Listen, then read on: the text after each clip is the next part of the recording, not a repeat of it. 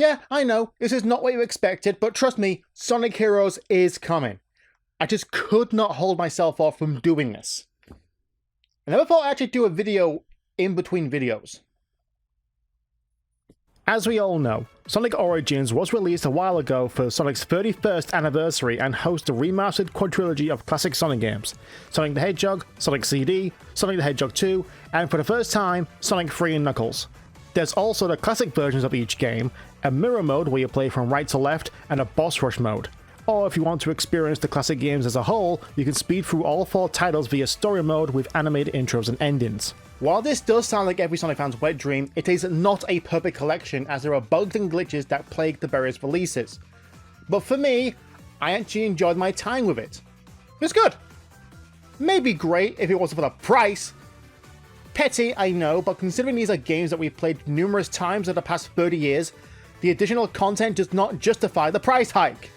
One thing to note is that Sonic 1, 2, and CD are not parts of the previous remasters, but built for this collection with the drop dash added from Sonic Mania, and you'll be surprised of how useful it is in these games. Additionally, the anniversary modes of each game don't have a life counter, meaning you can fail constantly and eventually get to see the endings. Instead, there are coins that you can collect and use in the museum, more on that later. They'll be used as a retry token when you eventually fail a special stage. On a side note, I love the UI. Besides the overall placement of the islands, including Flicky's Islands from Sonic 3D and Mount Mobius from Sonic Spinball, you can observe the characters on each of the islands and see the main 4 islands become more populated as you play the games. On a side note, I had to remind myself that the Death Egg fell into the lake first, then failed to launch and fell back down into the mountain. Speaking of Sonic 3 and Knuckles, this was the biggest draw for many as it was an official remaster of a game that had not been ported since 2010. The reason being is because some of the tracks were, or in this case still are, attached to Michael Jackson. And the replacement tracks are... okay, look, they're not Sonic 3 quality, they're never going to be Sonic 3 quality because after 26 years, it's kind of hard to shake that off.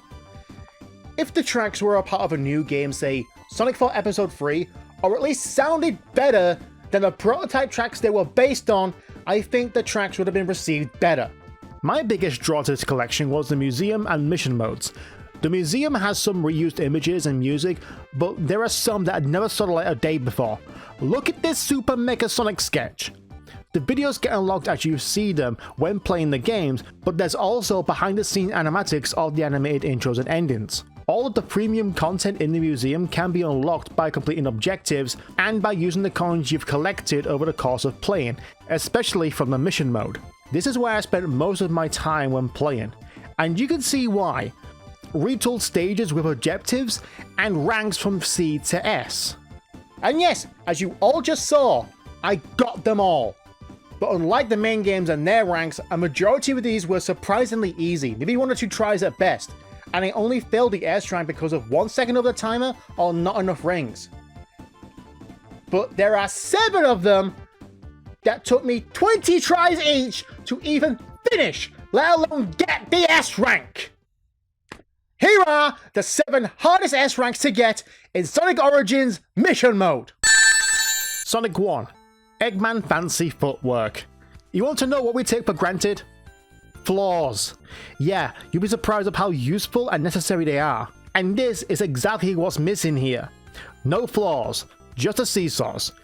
Well, it seems like an easy mission to do, but you'll be surprised of how easy it is to fall off the damn things or mistime a jump because, again, there's no floor to run on.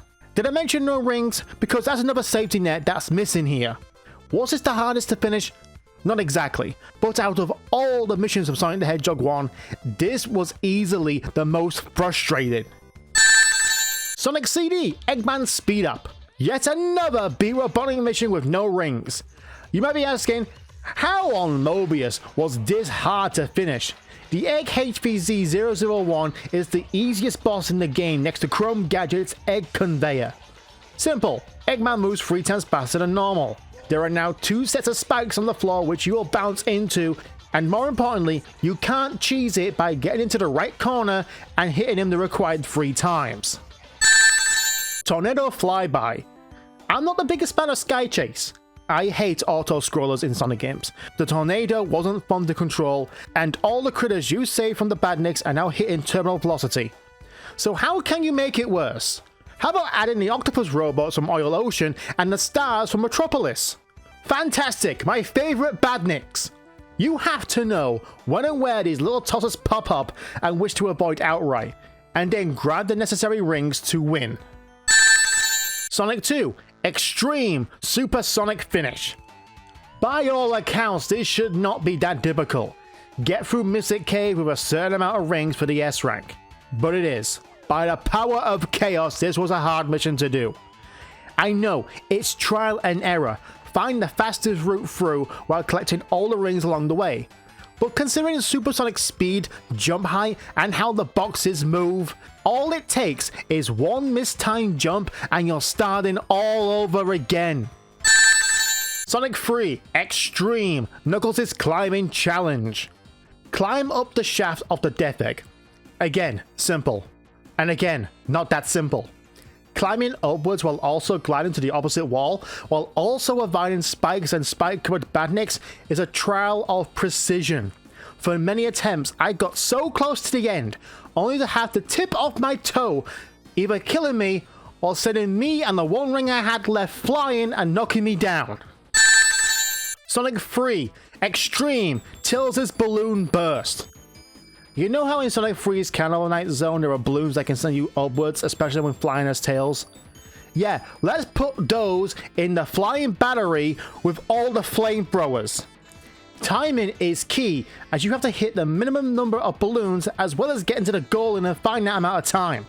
The best strategy is to get as many as you can early on and use Tails' tire drift to bounce from the descending balloons onto a safe platform. But watch out though, as there are also fire hazards on the ceiling. Sonic 3 Speedy Swim. This mission is the one I rage quit on trying to S rank. Out of all the missions, this is the simplest and easiest to do. Escape the encroaching wall and reach the goal. Surprise! You're underwater. Double surprise! The wall moves 3 times faster than it does in the main game. And to S-rank this mission, you need 10 rings before reaching the goal. Guess what? Triple surprise! There's only 10 rings in the stage! Meaning, this one ring that you think you could skip over, no. Grab it and risk getting squished by the wall. But I did it. I did it! Overall, Sonic Origins is good. Just not that great, as fans are already modding classic music into the Steam release as well as adding a life counter to the anniversary mode.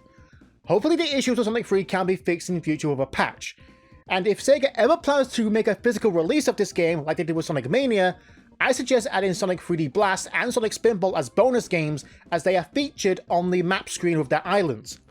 And you know what? Why not add a 7th island to that and represent Knuckles Chaotix? The origin of Team Chaotix! Just pause the damn game already!